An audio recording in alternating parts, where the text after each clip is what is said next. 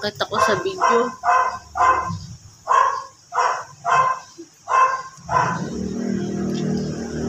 Naiyak na ako. Nakakalo sa ating presidente. Digong sa lahat na naging presidente siya, naging gusto ko. Kasi makikita mo talaga siya na hindi niya kailangan kapag-plastikan. Kung ano yung nakikita niya, kung gusto niya sabihin, kailangan niyang sabihin. Hindi siya sanay makipag-plastikan kagaya ng ibang tao na para maging okay lang sa ibang tao.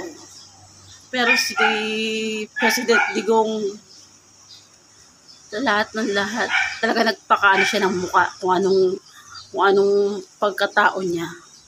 Sinasabi niya kung anong gusto niyang sabihin. Hindi niya kailangan kapag-plastikan. Dahil ito ang totoo.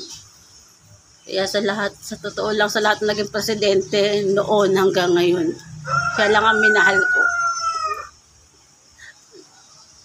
Tsaka safe talaga sa lahat.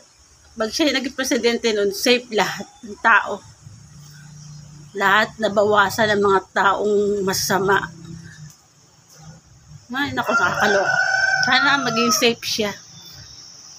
Safe po. Sana maging malakas po kayo lagi. Alam ko mahal na nagmamahal sa iyo, kaya sana maging okay po kayo. Ingat po kayo palagi.